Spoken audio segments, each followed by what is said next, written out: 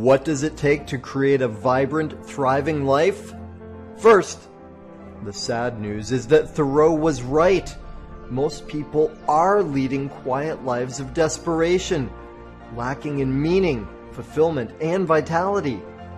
But we choose more. We choose to create extraordinary lives. And the Art of Vibrant Living show entertains you with inspiration, empowerment, and education to create your life into a masterpiece. It's time. Let's vibe up.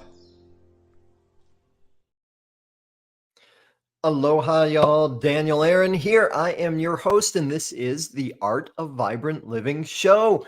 And I am delighted that you are here, whether it's you're with us live or by rebroadcast. We've got a phenomenal show today with an extraordinary guest. You're going to love her. And maybe even better, you're going to learn some cool stuff from her. And what this show is all about, what does the art of vibrant living mean? Well, it depends on you. It's up to your definition. What is for you a vibrant, thriving, passion-filled, love-filled life? Because the more you activate that yourself, the more we together are changing the world into greater and greater vibrancy. We can do that. And y'all, this show, please take it in as entertainment. That would be wonderful. And I ask you to also commit to taking at least one of the many gold nuggets coming to you and apply it in your life. Like, take something that Julie shares today and say, yeah, I'm going to do that. I'm going to put that in my life. And by the way, if you are not entirely thrilled with where your life is right now, or if you're thrilled with where it is and you want even more, whether that's business, personal, both, health, income, whatever, please reach out for some support. Just send me an email, daniel@danielaaron.com. I would love to meet you, love to connect with you, and guaranteed I will be able to be of some support for you, whether it's a fit for us to work together or otherwise. I would love to meet you.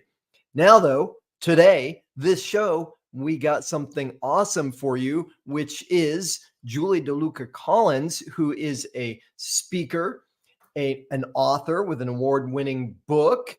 She is a business coach. She has been a pilgrim on the El Camino de Santiago. She has overcome so much in her own life, but even better, she's so dedicated to the service of empowering others and does it so beautifully. She's all over the place these days with speaking, receiving awards. She's really being recognized. We're so lucky to have her with us today. Julie, thank you for being with us. Wow, I've been looking forward to this. Thank you for having me. It is great to be here with your audience. And hello, everyone. Yay, awesome. Well, cool. So I have the, of course, distinct advantage over the audience at this point, which is I've been blessed to meet you already. I know a little bit of your story, but for those who don't yet, how did you get to this point where you have a great business, you are a voice of aid for people in the world and for business, you're really doing some amazing things. How'd you get there? I have to tell you that I've been made to do this, and every single place that I've been in the journey has led me here. I started my career as a teacher and I loved it, but I knew that that was not necessarily for me because I don't like to get up early. Well, I do much better nowadays, but back then it was not for me and I knew I wanted more. And then I pursued a career in education. And again, not as a teacher, but mainly as someone in the education industry. And I loved that because I still got the opportunity to work with students, work with parents, administrators, and I grew through the ranks of a couple different educational companies. And I loved it. It really challenged me. It helped me come into my own as a speaker as well. I used to represent these companies in national conferences. And most importantly, it really helped me define what my values are. And I knew as I got higher and higher in this corporate ladder that I wanted to make sure that other women, other Latina women would have opportunities, but many of them didn't feel the confidence that it takes to put yourself out there. So I knew that at some point, eventually, I would try to do what I can to help them. And my intention originally, when I got my coaching certification, was mainly to help me because I am my best client. And then I wanted to also work with women in the corporate arena. The funny thing that happened when I launched my business is that individuals who knew that I've helped to build successful businesses for the organizations that I worked for would say, "Hey, I am building my business. I'm starting my business. Do I need an LLC? How does this email? What do I market?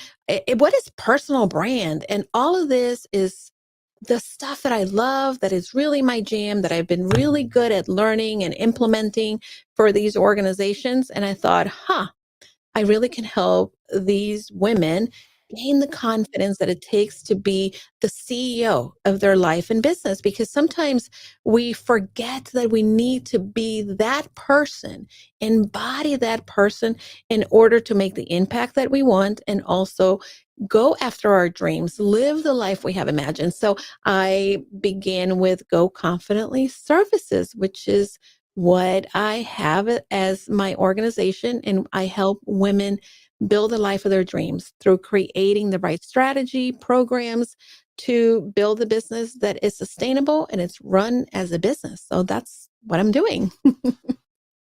That's fantastic, and I love the way you say that. Run the business as a business, which on one level we might hear that and go, duh, yeah, what do you mean? But I also know from my own experience, and not pretty, some of it, and the experience of so many of my clients and colleagues, like the e-myth, right? This myth Mhm. that, oh, I have things to offer and I'll just create a business. Well, actually, a business is something that's perhaps not intuitive necessarily Mhm. for a lot of us. So Yeah. learning the systems and the ways of creating it into a business that's reliable is just so valuable and important. So I love that you're doing that, and I love I hear the strain through so much of what you do, which is, how can I help? Like, Mm. they're asking me about, do I need an LLC, and what about the email and branding, and your way of taking that all in is saying these people need help, and hey, look, I've got some knowledge and even some passion on this, and I can share.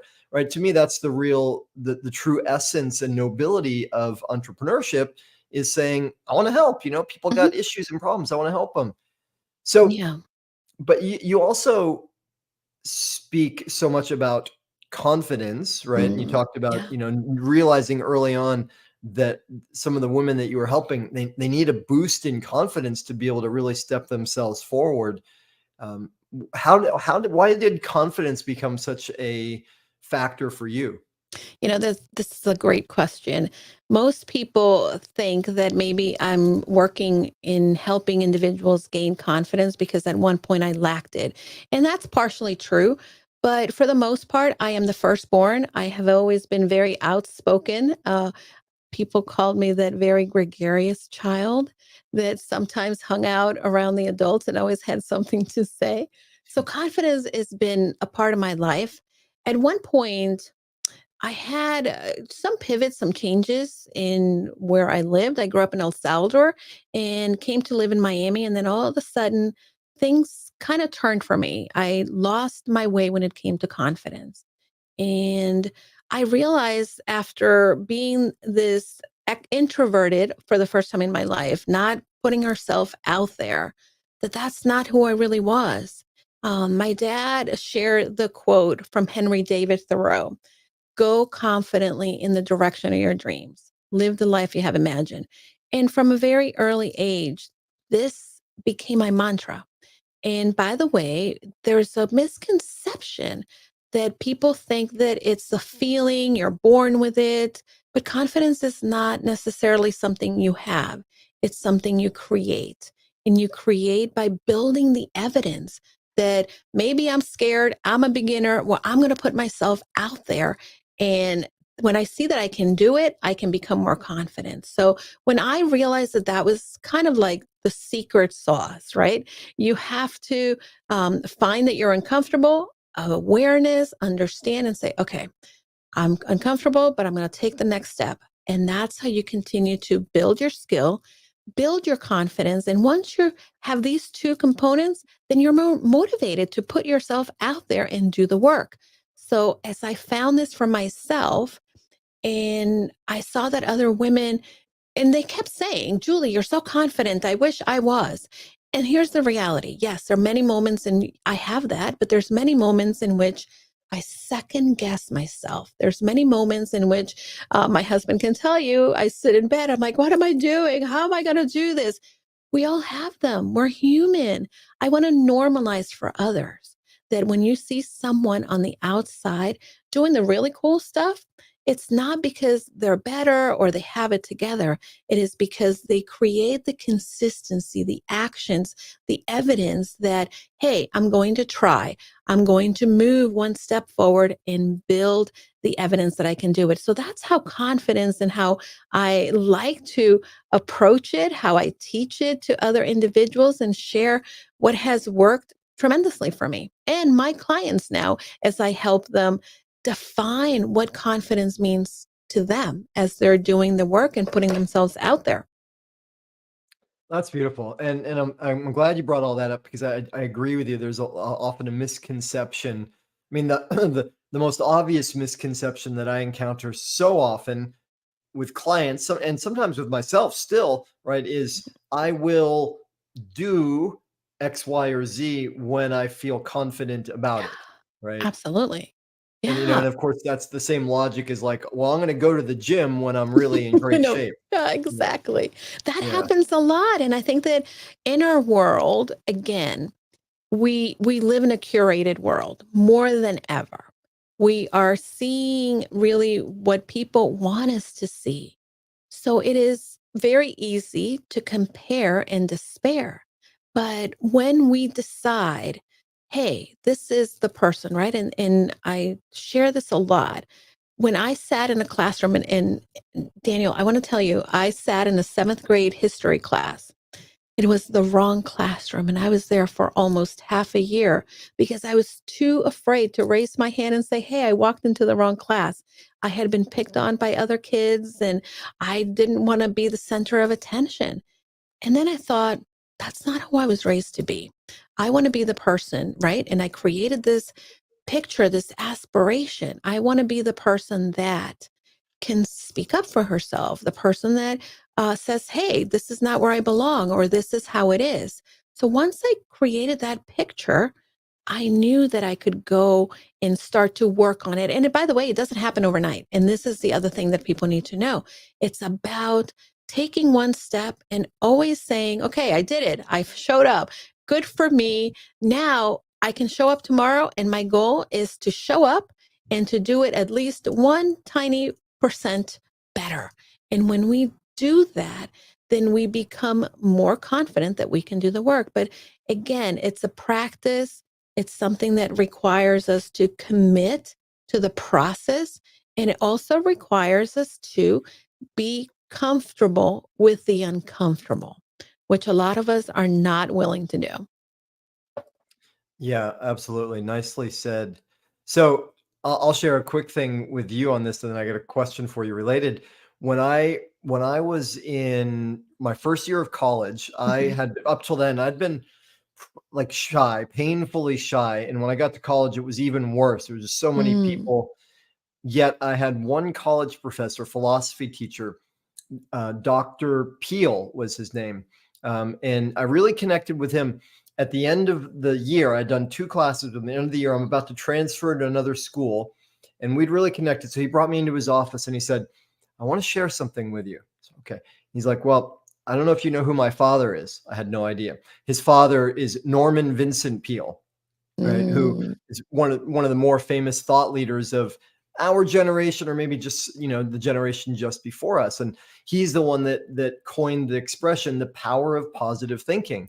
Mhm. So my professor, his son, tells me about who his father was, or he still was alive at that point, Mhm. and says, and he's written all these books and bestsellers, but I want you to read his autobiography. Nobody's read that really. I said, Mhm. okay.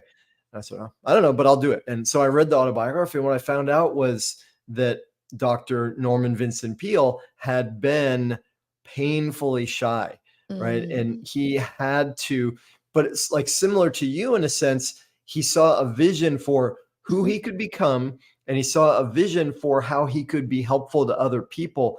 And that's what pulled him out of himself and allowed him to just put himself forward and take the actions, and I think sometimes it's the just having the decision, Yeah. the enough confidence to get in the game, and then we Mhm. find out, "Oh, I didn't die. I guess it's Yes, okay. I Maybe I didn't can do die. more of this." Yeah. That's so good. That's a great story. You mentioned the Camino de Santiago, and Mm. that's a lot of what happened for me doing this pilgrimage. I got to the Pyrenees Mountains and I thought, oh, yeah, I don't think I can do this. I don't know if I can climb. But it really was about putting one foot in front of the other and not focusing on the big picture of the big mountain ahead of me or all the distance that we still had to go, but it was about saying, okay, I'm just going to walk and put one foot in front of the other and give myself props for doing that. And the next thing you know, you get to your destination for the night, you look back and you think, "Ooh, look at that. I went a long way." And you surprise yourself, but it's about the willingness to put yourself out there, which many people avoid because they don't want to fail. And we see failure as a negative. But I want to kind of rewrite that for all of us because, by the way, I've also seen failure as a negative, and I'm really working at rewiring myself, rethinking that failure is more of an opportunity at learning. Yeah, hallelujah. Thank you for saying that. So, I mean, well, let's go a little further on that then. Do you have any, examples or, ideas of ways that we can help bring that more clear, like how to redefine failure? You know, the first step is in normalizing that it happens to all of us. We're all beginners. A lot of times, especially in this online arena, we are hearing of everybody's success. And I'd like to everyone really normalize and say, hey, I didn't get it right away, or I had an offer of coaching people and nobody signed up. And these things, the more that we begin to share them, and this is one of the reasons why in one of my groups, my Confident You group, it's really about sharing with each other the lows so we can learn from them and we can come together and again surround each other with the right support and mirror back to the person that maybe is not feeling very good, very confident, is at a low point, mirror back to them their gifts. Mirror back to them their potential and allow them to then continue to try again and keep going and working at becoming that person that they want to become. So that's what I would love to see is just an arena in which we're not celebrating just the big wins, that we're really celebrating the person that comes in last in that marathon. I don't know if you saw the video of the New York Marathon. Oh, it made me cry. The the runners, I used to live a block away from Central Park and used to watch all the runners come in. And it's so exciting to see these people coming in, mostly within a certain amount of time. But there's also the people that started at the same time, and now it's dark. They're starting to tear down, but they're still running. And I saw this video of the last five runners coming in, and in particular, the last woman coming into to the finish line of the New York City Marathon. And she was, you can tell, you can see she was tired. She was probably hurting. She could see the finish line. And then all of a sudden, the people that were there started to clap, started to cheer her on. And you can see she got a little bit of second wind to go forward. And that's really what I want us to celebrate. Let's celebrate the person that's coming in last because that's going to help them become more prone to moving forward as opposed to, sitting in the feelings that we could tell ourselves, "Oh, I'm last. I can't believe this. Everybody is going home and I'm still here and I can't believe." Right? There's all of that happens to us. But let's celebrate the marathoners that have the endurance to stay even if they're last. That's beautiful. I love it. Yeah. And I mean, what it comes down to on some level is if we can just train ourselves to say the only failure, right, is giving up. The Mhm. only real failure is not learning and not continuing to move forward. Yeah, I absolutely. just, I, go ahead, please. No, no, I don't know if it was you who said this to me. Maybe because I knew it was a gentleman and I know we spoke. Um, the black belts in karate were white belts at some point, but there Mm. were white belts that never gave up. Is that something you said to me, or was it another brilliant gentleman that said that to me? You know, the thing, there are a lot of imposters out there, I gotta say. Um, no, I didn't say that, but it's funny as you said that, and I actually am a martial artist, so it could understandable confusion. But I never thought, and amazingly, I never thought of it this way before. But Yeah. on some level, what is a black belt but a white belt that's gotten dirty? How does it get Mhm. dirty? Through use, right? Through Yeah, practice, of through, course. getting thrown on the ground or whatever. That's great. I love it. Mhm. Yeah, Yeah. absolutely. So I need to remember who is it that told me that then because I loved it. And it was sort of like, whoa, wait a minute. Yes, that is so true. And I think that there's times that I kind of gave up the thing because I'm a high achiever. So of course, if I'm not very good right away, I'm like, oh, forget it. I'm not doing that. Point is I hate knitting. I haven't been able to get it, but maybe I am just a white belt at knitting that needs to stick it out and keep trying. Yeah. Well, and and it depends, right? Because the flip side of what we don't give up on is what we care about, right? What Mhm. what is Mhm. meaningful to us, Sure. right? Absolutely. Yeah. So let's go back though for a moment because you spoke about the Camino de Santiago and you had that journey, and at first it Yeah. really brought you to a bit of an edge.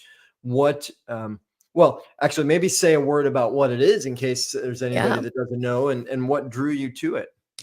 Well, thank you for letting me talk about one of my favorite topics in the whole world. The Camino de Santiago is a pilgrimage that has been going on for hundreds of years. And basically, the Apostle James, one of Jesus's 12, he was in Spain and he was returned to Jerusalem and he died in Jerusalem as a martyr. Eventually, he wanted to have his remains brought back to Spain. So his disciples brought it back. But for many years, the relics of the Apostle James were missing until they were found. And they built a cathedral where they found that. And for many years, and this goes back to medieval times, people have been doing this pilgrimage. And there is a main route that goes again, you can go from Jerusalem. There's an entire route you can take through all the way up to Spain, to Santiago, which is James in Spanish, the city of Santiago de Compostela. And you can walk this pilgrimage. And most people that are doing the French route begin at the border of Spain and France in the Pyrenees Mountains. So now I heard about the pilgrimage from my very good friend, my best friend, Melissa, and we've been in each other's lives since we were in high school. And she's my adventure buddy. We were talking about doing Kilimanjaro, believe it or not. And she said, hey, I heard of this other thing we got to do before we go to Kilimanjaro. And I'm like, okay, what is it? And she said, we got to walk in Spain. And I'm like, Melissa, what do you mean? So she's like, okay, go watch this movie. And she sends me to watch a movie that was directed by Emilio Estevez and has Martin Sheen. And I'm not giving away anything of the movie. The name of the movie is The Way. But basically, the plot is the young man decides that he is not going to finish his doctorate in sociology, but he's going to travel the world because that's how he's going to learn about people better. His dad, Martin Sheen, is not very keen on that idea. So they had been estranged at the beginning of the movie. And the movie begins with Martin Sheen getting a call that his son has died, and he flies to Spain and he's wondering, well, what the heck was he doing here? And then he begins to discover that his son was about to begin this pilgrimage to Santiago. And as he is grieving as a father and wondering, what could have been better? How come he didn't reconcile with his son? He decides then to do the pilgrimage with his son's ashes. And when you watch the movie, I mean, they just re-released it. It just called to me. And anybody who has done the Camino de Santiago will tell you this. The Camino calls you. And I began to get that call, come. And many people do the pilgrimage for different reasons, some very spiritual, some to find themselves. And every reason is valid, but really personal to the person. And my friend Melissa and I set off to begin that pilgrimage. And we did a part of the walk, and it was an incredible experience. It was one of the most wonderful times of self-discovery. It was a time of really, again, pushing limits, being able to see the beauty of the human spirit, the gratitude that you can feel from people that you're interacting with and building relationships. And then I did the second portion, and I still have to finish the whole Camino because I'm doing it in stages. The second portion I did with my husband. And again, that was an incredible experience. We had so much fun, and you really learn so much about yourself, about relationships, that I can't wait to go back. But unfortunately, or sadly for me, I had intended to go back in 2020, and we know what happened. So I've had to kind of put it on hold. But I believe this might be the year that I go back. And this is the beauty of being an entrepreneur, that I can decide when, how, and I don't have to ask for my PTO. I can just do it because I'm the CEO of my life and business. That's beautiful. I love it. And that's great. And having actually lived in the town of Santiago when Mhm, I was a kid, when I was a young man, I didn't even know about that movie. So thank you for mhm. that. That's gone You're on my welcome. list. Uh, Yes. and and you did a beautiful segue, because something else that I've already had in mind that I wanted to ask you about is this relationship between business entrepreneurship, being the CEO of your life and business. And the title of this show is The Art of Vibrant Living. And a Mhm. lot of our listeners, not everybody, but a lot of our audience are people who either have their own business or would like to, or are in process of creating it or ramping it up. What's your feeling about, what do you see as the link between being an entrepreneur, having your own business, and creating a vibrant, amazing life? Well, one of the things that I'm starting to learn is that entrepreneurs, just like in the Camino de Santiago, get this call. You can't really say how or when, or maybe it's been inside you for a while and something opens this to all of a sudden really tapping into, wait a minute, I have this gift. People have this need. And that intersection of believing that you can go out and you must share your gifts with the people that are looking for that transformation, or they're looking for that service or a product. There's also the freedom that a lot of people are looking for. And the intersection for me of vibrant living, right? And being the CEO of your life and business is knowing specifically that you have a call, you're putting some service or product out into the world that brings value, that has value. But in turn, you are also doing it in a way that allows you to live again the life of your dreams, the life that you imagine, with freedom, with the capability of making the investment in other things that are important to you, giving time to your family, to the community. And it's not easy to be an entrepreneur. I don't want people to think that this is a, sunny road, but it really is a road worth doing.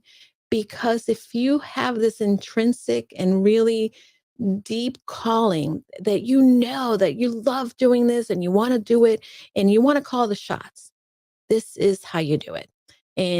But you need to really create the margin. You need to really create the space to run both your life and the business side of it in a way that allows you to, one, stay consistent with what you were seeking first, and that's to serve, to put your transformation out there, or to your product, but also you're looking to stay really true to the calling of having the freedom, both financial and of time, because that's ultimately, as an entrepreneur, we can leverage that, but we need to really treat our life and prioritize. We also need to treat our business with the same capacity to plan ahead, the ability to also um, make difficult choices, make some investment of time up front to be in that discomfort, because in the long run, in staying that course, you will get to what you're looking for as an entrepreneur. Nice, beautifully said. Okay, I'm with you on all that. I want to dig a little deeper though, Go and I'm for going it. to do it in a silly way. I'm going to throw out a couple quotations to you and see how they land and what sense you make of them. Right. So, one is I remember years ago, I sort of accidentally found myself in a leadership position. So I was living in Bali and I started running these big events. And then before I knew it, I had a staff and then I had all these guest teachers and, everybody and all the students, everybody's looking at me. I'm like, oh, I guess I should figure out something about what it means to be in a leadership position. So Mhm, I started reading and studying and I came across a quotation there that when I first read it, I was like, had to double take on it. Like, what is it? And the quotation is this: as far as your leadership goes, no, sorry, let me take it back. Your leadership ability is the glass ceiling on your life success and happiness. mm, And I remember when I read that, I was like, what? No, wait, that can't be right. Okay. Maybe success, like, sure, as a leader, that determines something about your success in business, say. But your life, happiness, and success is measured by your leadership abilities. So I mhm, thought, wow, that really struck me on a deep level. And then I'll toss one other one out and see where the combo goes. You can speak about mhm. anything you want with this. I'm curious to see where it goes for you. There's a saying that an entrepreneur is someone who's willing to work 80 hours a week for themselves so they don't work 40 hours a week for someone else. Mhm. Absolutely. I So I want tell to me, yeah. unpack this. This is so good. Yeah. As you were saying this, I was thinking about a conversation I had earlier last week with somebody in which they said, I love that I don't have to ask somebody, hey, is it okay if I go to lunch at noon and come back at 1? And I I looked at her and I said, yeah, that is the beauty. And however, the other side of the coin is that we will, right? Because we were having this conversation past, regular working hours. She was working and I happened to be in the office, and it doesn't happen 100% of the time, but if you're really excited, we tend to be here doing the thing that we love. But at the same time, there comes a time in which we can see the beauty of the sky, the blue skies ahead, right? Yet we can't seem to get high enough. We can't seem to get past a certain place. And that's because we don't see the barriers. It's a glass ceiling, like the quote says. There's something there that's preventing you. And really what you need to do is just keep trying, keep pushing, keep going, and just focus on the fact that it's not about I'm going to reach the sky. It's more about I'm doing it. I'm working. What is my mission? What is that thing? Many of us have goals, dreams, and somewhere along the line we disconnect. Somewhere along the line, what we're doing as entrepreneurs becomes part of that white noise of life. And that's what allows us to stay stuck. That's what gets us discouraged in many ways. But as a leader, you have to start with yourself. You have to start with investing in yourself. You have to start with believing in yourself. I just watched Niecy Nash, by the way. I don't know if anybody else watched the Emmys. And again, I cry a lot, I guess, when I watch TV, but I was watching the video of her acceptance speech. And by the way, I wanted to stand up, ask if I were at church. Hallelujah. You're right, girl. Go for it. She said, I want to thank me. And that's exactly what we need to do. We need to be our own cheering section. And we need to say, hey, you're having a hard time, but keep going. You're having a hard time, keep going. Stay consistent. It's not about getting to the sky, but it's about just doing the thing, because eventually that glass will give way. But we have to really be invested in our purpose and reminding ourselves of the greater reason why we're doing that, and not so much in the discomfort that we may be feeling. Nice, beautifully said. Yeah, well, I mean, and what you point to is the same. The wisdom, right, from Simon Sinek made it famous with the start with why. Yeah. And the phrasing I use often in helping people with goals and dreams is dump the disaster of discipline, meaning get your why, get clear on what your motivation is, what your purpose Yeah. is, because that's like, that is, in my experience, that's the only thing that keeps us going when we hit obstacles. Sure. So, I mean, you've had quite a journey, like, and I love the way you took us through your early part of your life and work, and that you've got the perspective now where you can look back and say, "Oh, I see how that related to now, and I see how Mhm. that step related to now," and all of that kind of groomed me for who I've become now. In your process up till now, have there been times as an entrepreneur where it got hard for you, where you thought about quitting, where you thought maybe you should just go get a job? Yeah, of course. It would be a total lie if I didn't say that it didn't happen. When I first got laid off, it was definitely a very difficult conversation in multiple levels. Number one, I'd been with the organization for a long time. The founder of the organization, she became my friend, my mentor, someone that I admired and I just loved incredibly. She sadly passed away in 2017. And I stayed with the company, even though that voice kept saying, Julie, maybe this is the time. Maybe this is it for you. I started to already do some coaching here and there, but I still was following this path that, because the fear was there, right? Well, what happens? What will people think? Am I good enough? And all of that started to come up. And, the universe took it upon themselves to say, okay, this is what you want to do. We're going to make it happen. And when I got the call to say, hey, the company is struggling, we really need to offer you a separation package because the pandemic and everything. My first thought was, yeah, I know exactly what I'm going to do. I know exactly what I'm going to do. And I knew that I was going to go and pursue this. And I didn't really know how. Then my second thought was, wait a minute. I don't know if you should do this. Well, maybe you should need to go get a job. Maybe you need to go and tell people who you're going to be able to get a job right away. People, you've been in this industry, people, make the calls.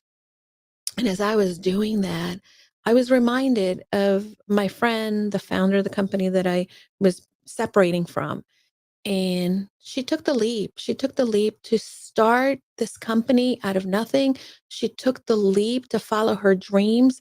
She took the leap to create something that was greater than her, that remained and impacted the lives not only of the people that worked with her, but of the people that we served. And I thought, hmm, let me pursue this. Let me build this. And, Daniel, it has been not a rosy road. It's been scary. It's been challenging. And yeah, I thought, wait a minute, what am I doing? I could go and get a job and, have a salary or surpass what I was earning. And yet I knew that it's not about the giving up. It's about the consistency. And I go back, right? I go back and I always reminded of my dad.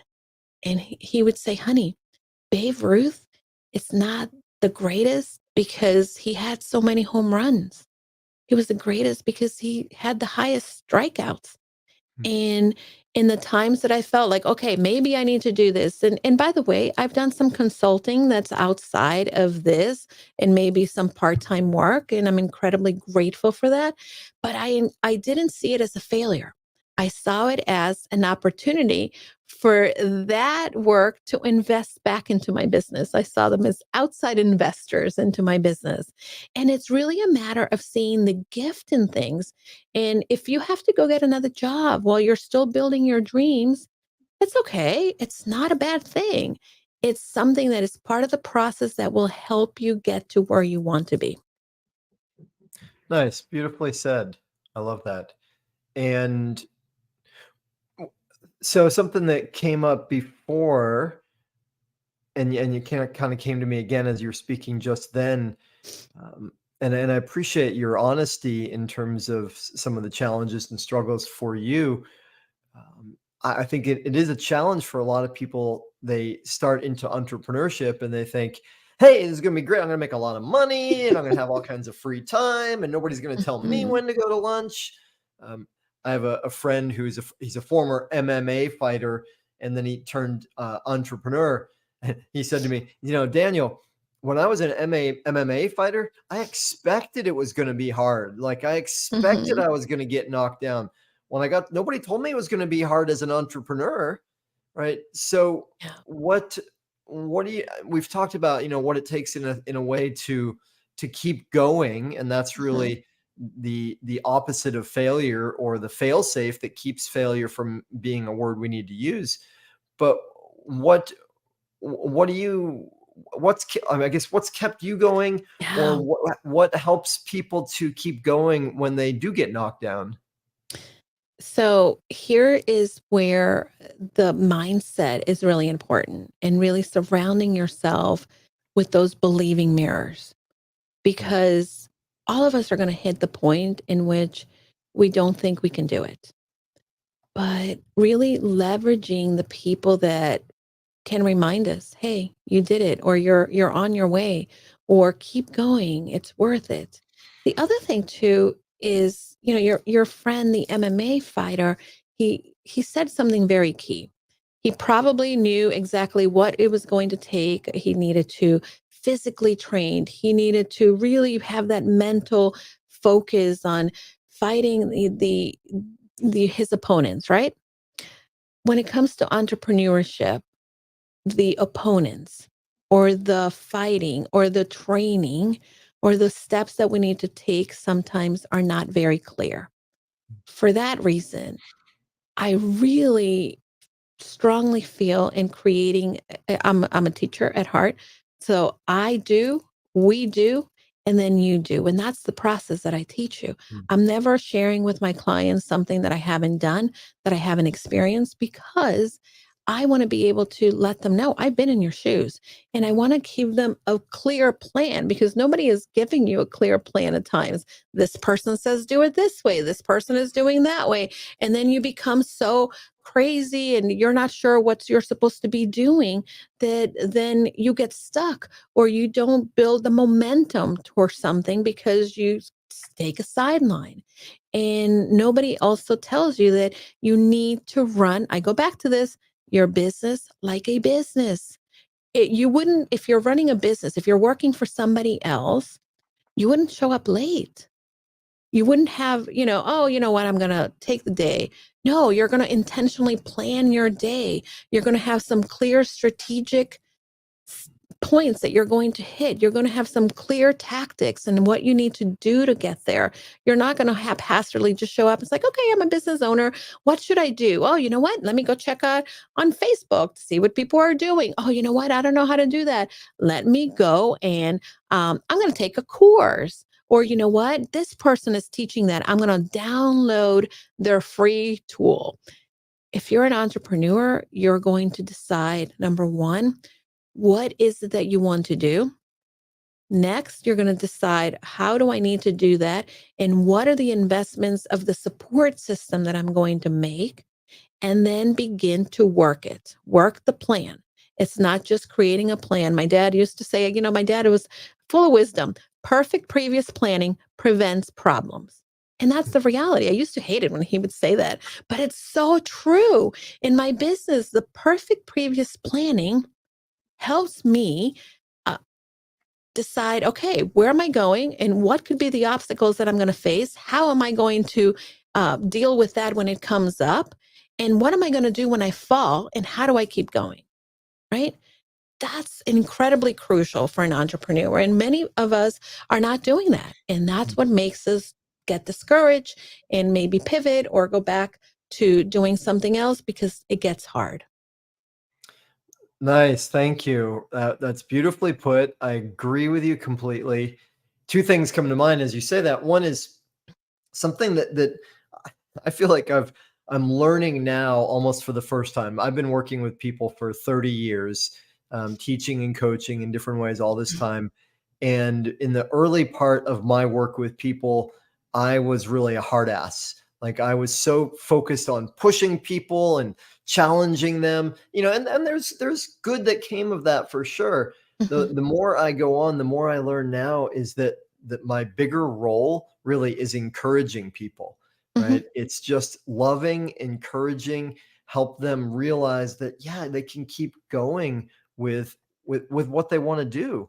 Um, so the other thing though that came to me as you were speaking there is this idea of running the business as a business and having professional standards for mhm, oneself. Like, and you gave a great example, right? It's so easy if we don't have a boss just to say, well, I'll start when I wake up. I'll start mhm. at a certain, I'll spend the first 20 minutes. Oh, wait, it's an hour and a half looking at social media. I think social media is part of business, isn't it? You know, Yeah, like I got to put myself out there. yeah, gotta learn what's going on. So, in terms of, professional standards or professionalism, what what do you find is the role of accountability, or integrity, right? And there's a lot of different ways you can go with that. To me, it's one of the most important sort of Mhm. concepts. I'm curious how that relates to what you're speaking of, though, for you. Yeah, a lot of people think of integrity and a lot of people think of accountability as something that you have when you're in relationship with somebody else. And yes, there is a level of that as an entrepreneur, but you need to have the integrity and the accountability to yourself. Because if you don't, you may be telling people you're doing the thing and then you're, oh, I'm not really doing it, right? And then that's that imposter syndrome that you're in a cognitive dissonance that then knocks you down. It's important to understand, what is it that I want? Again, going back to your why, like Simon Sinek says, right? Understanding, what does it take to get there? Do I need someone to guide me? Right? I think that if you, I, I want to talk about Star Wars because I love Star Wars.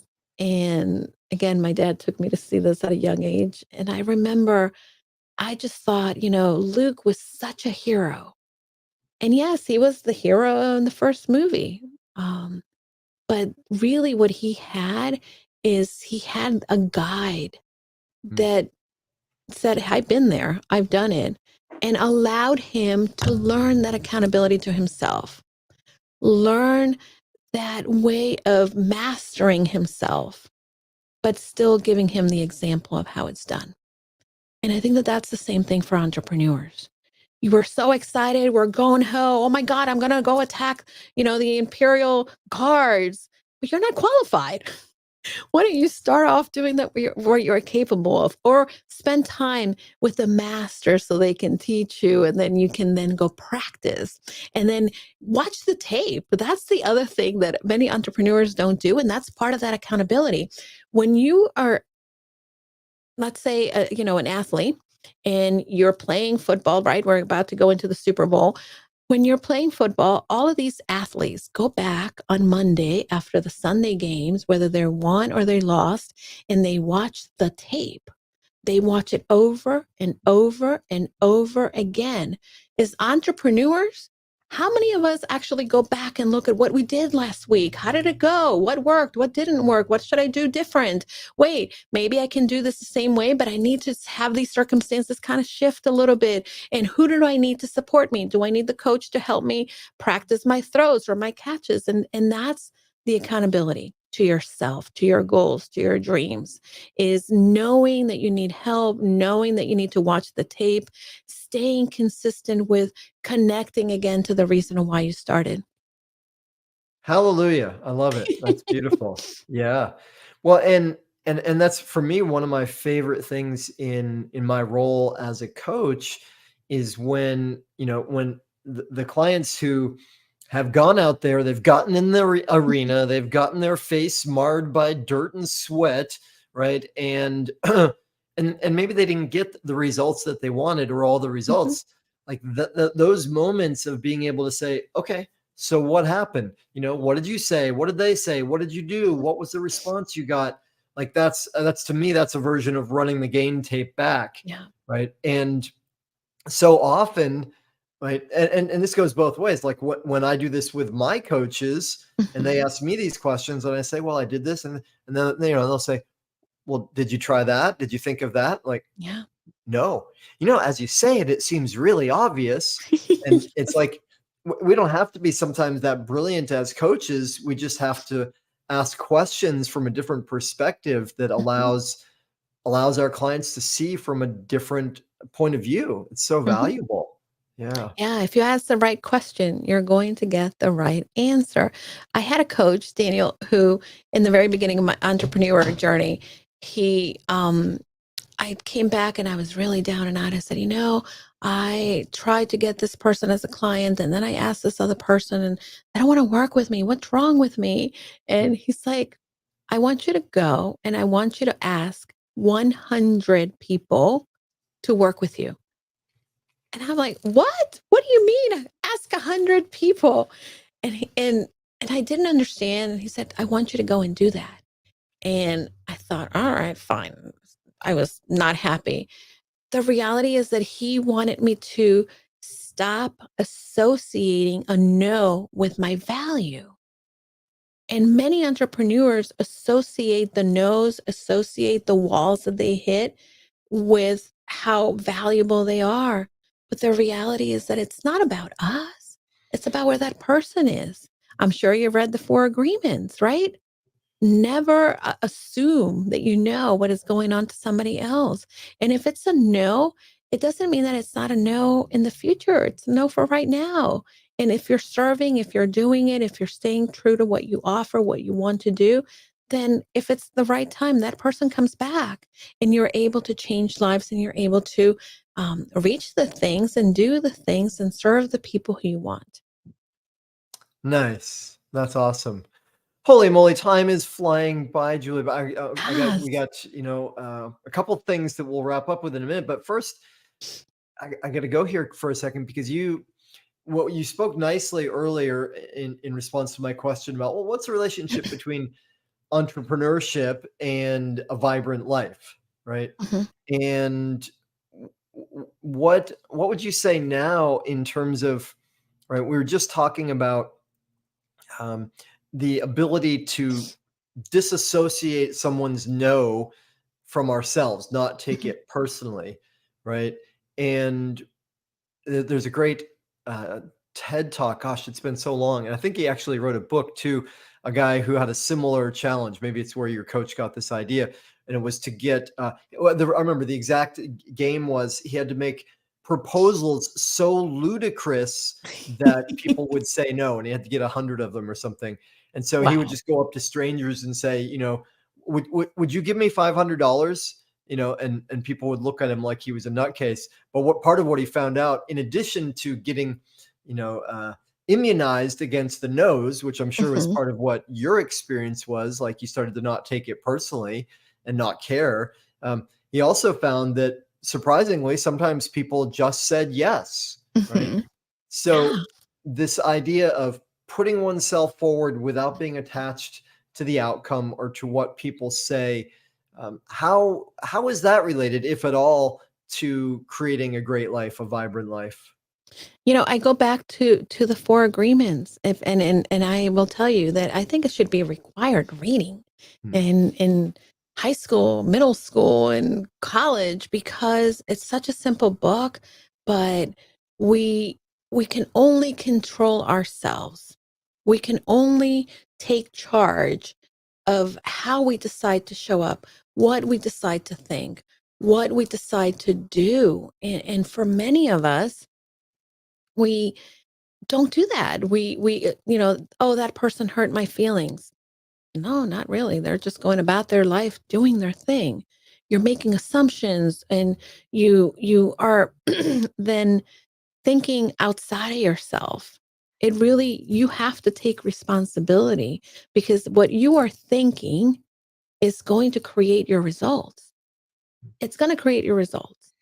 And if you want different results, you need to start shifting and deciding who do you need to be to get those results. I just read the book, Be Your Future Self Now. And by the way, I love the future self concept. It's phenomenal. It is by Dr. Benjamin Harding. You need to read his book. You need to read all his books. I love them. And that is really what happens. We are so caught up in the now, in the I'll never change or I'll never do this based on past evidence, but our past doesn't define what we're doing today. Our today will define what we're doing tomorrow. So it's important to take the leap, do the work, be uncomfortable today because that if do the work today, you're going to be sitting at a beach if that's what you want in 10 years from now. But again, be willing to do that work here.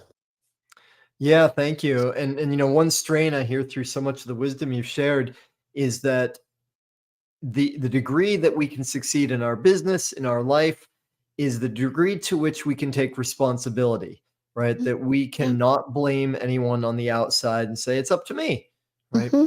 So, gosh, there's so much more I'd love to speak with you about. We will have to do another show at some point, but first, let's say this.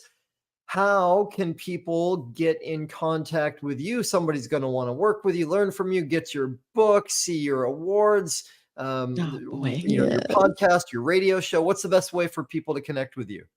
Well, I am Julie DeLucca-Collins on all of the social media platforms except X because that's a dumpster fire. But you can find me on the platforms. And if you want to come to my website, it is goconfidentlycoaching.com. If you want to leverage all my best tools, whether it be tiny habit coaching, if you want to define who your saboteurs are, or maybe you want to take my free confident mini course, then you can go to goconfidentlycoaching.com and then just /quick links. And then you can leverage all my tools and they're there for helping you, supporting you, and you can contact me through there. Awesome. So, in case any of y'all are listening rather than watching is Go Confidently Coaching. Actually, I don't think I need to spell that because I think you got what it is .com. So awesome. That's great. I love the quick links. That's super smart, easy way for people to get some of the juju. Mhm. And I think that brings us around to the final question, the big Ooh, question, the impossible question. May I okay. ask you, Julie? You may.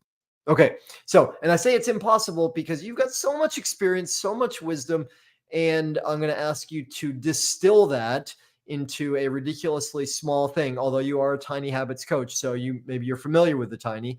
Um, and that is this, given all of your experience, all of your wisdom, if you had to distill it down to one thing to share with our audience that would help them to create their most vibrant, thriving life, what's the one thing you would share for that? Focus on the journey, one foot in front of the other, and enjoy where you are, as long as you know that there is a destination and there's a starting point. That's beautiful. I love it. So, yes. Awesome. Well, Julie, thank you so much for being with it. And not just for taking the time, which I appreciate. I know you got a lot on. You are very in demand. For also the work that you've done over these many years to keep improving yourself, growing yourself, serving at a higher level. right? That really is, it's a gift to you, it's a gift to us, it's a gift to the world. So I appreciate your growth, your perseverance, and all your hard work. You are so kind. And likewise, my friend, you are an incredible force. You are putting so many amazing things in the lives of people in their path. Thank you for the work that you do and for sharing everybody's message so that that one person that is listening can take action and their life will be changed forever because of what you did today. Wow, thank you. All right, well, and that's the perfect segue to y'all, our audience. Julie hit the nail on the head there, saying, "Hey, what's the one thing for you to take away from this to say, I'm going to put that into use in my life right now, today?" Right? Information is great. Power, though, is when you take that information and you employ it for the upliftment of your life and the upliftment of the world. And on that note, y'all, thank you so much for being here with us again, live or by rebroadcast. Your interest in vibrant living is cool. Even better, though, that you're doing something about that interest. You're educating, you're rewiring your brain, and you are, no doubt, taking some of this and employing it in your life. So I appreciate you. I love you. I'm so grateful that you are here. And please come back. We have another show coming up really soon, and we are all about empowering you. So, y'all, please tune in again. And in the meantime, make your life a masterpiece. Thanks, y'all. Aloha. Mahalo for tuning in to the Art of Vibrant Living show, y'all. I'm Daniel Aaron, and may you live with great vibrancy.